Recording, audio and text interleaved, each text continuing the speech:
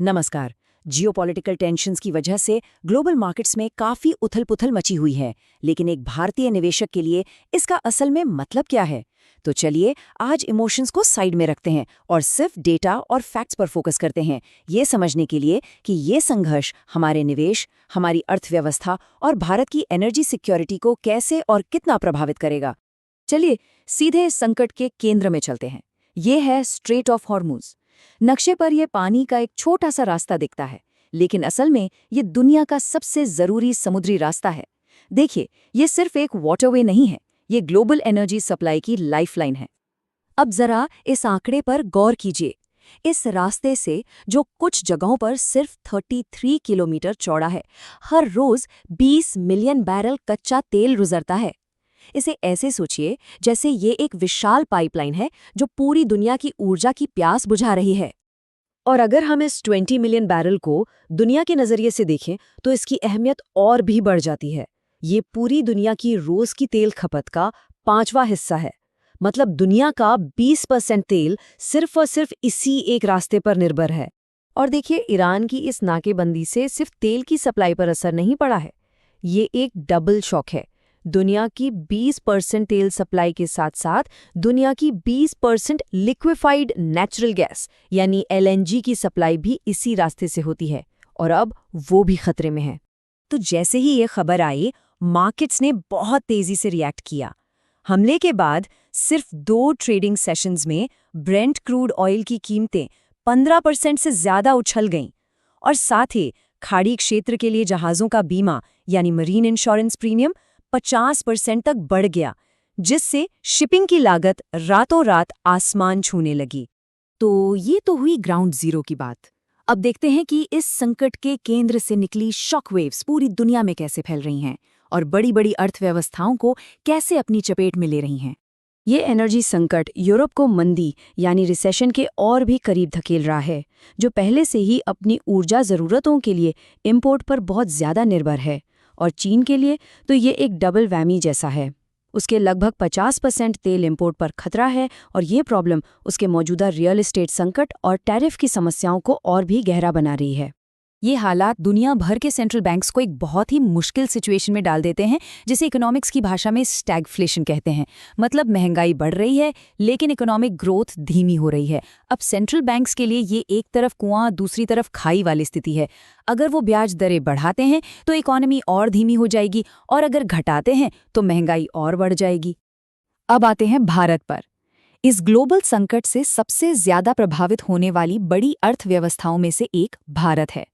आइए जरा गहराई से समझते हैं कि ये झटका हमारे लिए कितना बड़ा है। ये एक आंकड़ा पूरी कहानी बयां कर देता है। भारत अपनी जरूरत का लगभग 88% कच्चा तेल इंपोर्ट करता है, यानी बाहर से खरीदता है। ये हाई डिपेंडेंसी हमें ग्लोबल तेल की कीमतों में होने वाले किसी भी उछाल के लिए बहुत ज्यादा सेंसिटिव बना देती है। और इस संकट का सीधा असर हमारे देश के बजट पर पड़ा है। सरकार ने फाइनेंशियल ईयर 27 के बजट में कच्चे तेल की कीमत $60 से $62 प्रति बैरल मानी थी, लेकिन मार्केट की हकीकत अब $80 के करीब है। इसने सरकार के पूरे बजट के गणित को गड़बड़ा दिया है, और इसका असर सीधा पड़ा है निवेशकों की जेब पर। सिर्फ 2 ट्रेडिंग सेशंस में भारतीय बाजारों से 11 लाख करोड़ रुपए वाइप आउट हो गए। ये दिखाता है कि इस संकट का फाइनेंशियल इम्पैक्ट कितना तत्काल और कितना गंभीर है। तो इसका मतलब क्या है? सीधा सा हिसाब है। महंगा तेल खरीदने के लिए हमें ज्यादा डॉलर खर्च करने पड़ते हैं। इससे डॉलर की डिमांड बढ़ती है और रुपया कमजोर होता है। और जब रुपया कमजोर होता है तो हम जो भी सामान इंपोर्ट करते हैं वो सब महंगा हो जाता है। इसी को इंपोर्टेड इन्फ्लेशन कहते हैं। ये एक दुष्चक्र की तरह काम करता है। अच्छा, एक निवेशक के नजरिए से ये समझना बहुत जरूरी है कि ऐसे संकट में हर सेक्टर पर एक जैसा असर नहीं होता। कुछ सेक्टर्स को बहुत नुकसान होता है तो कुछ को फायदा भी हो सकता है। जिन सेक्टर्स पर सबसे ज्यादा नेगेटिव असर पड़ता है वो हैं एयरलाइंस, पेंट, टायर और ऑटोमोबाइल। क्यों? क्योंकि इन सभी के लिए कच्चा तेल या तो एक जरूरी रॉ मटेरियल है या फिर एक बहुत बड़ी लागत। तो जब तेल महंगा होता है, इनका मार्जिन घटता है और सीधा असर इनके मुनाफे पर पड़ता है। लेकिन कहानी का दूसरा पहलू भी है। कुछ सेक्टर्स को फायदा हो सकता है। अपस्ट्रीम तेल और गैस कंपनीज जैसे ओएनजीसी, इनको बढ़ी हुई कीमतों से फायदा होता है। जियोपॉलिटिकल टेंशन बढ़ने से डिफेंस सेक्टर की कंपनियों में इंटरेस्ट बढ़ जाता है और ऐसे अनिश्चितता के माहौल में सोना हमेशा की तरह एक सेफ हेवन एसेट बनकर चमकता है। तो अब सबसे बड़ा सवाल ये है कि क्या भारत इस झटके से निपटने के लिए तैयार है? और इसका जवाब है हाँ। भारत के पास इस आर्थिक तूफान का सामना करने के लिए एक सोची समझी 3 लेयर्ड डिफेंस स्ट्रैटेजी है। आइए देखते हैं कि ये रणनीति कैसे काम करती है। ये एक मल्टी लेयर डिफेंस है। पहली लेयर है तत्काल राहत के लिए, दूसरी लेयर है मीडियम टर्म में स्थिरता लाने के लिए और तीसरी लेयर है लॉन्ग टर्म में आत्मनिर्भरता हासिल करने के लिए। तो हमारी रक्षा की पहली पंक्ति में तत्काल उठाए जाने वाले कदम हैं। सरकार अपने स्ट्रैटेजिक पेट्रोलियम रिजर्व यानी एसपीआर से तेल जारी कर सकती है। ये एक तरह का इमरजेंसी ऑयल रिजर्व है जो लगभग 9 से 10 दिनों की ज़रूरतें पूरी कर सकता है। साथ ही डिस्काउंट पर मिल रहे रूसी तेल का विकल्प और कुछ समय के लिए पेट्रोल डीजल की कीमतें न बढ़ाना भी इसमें शामिल है।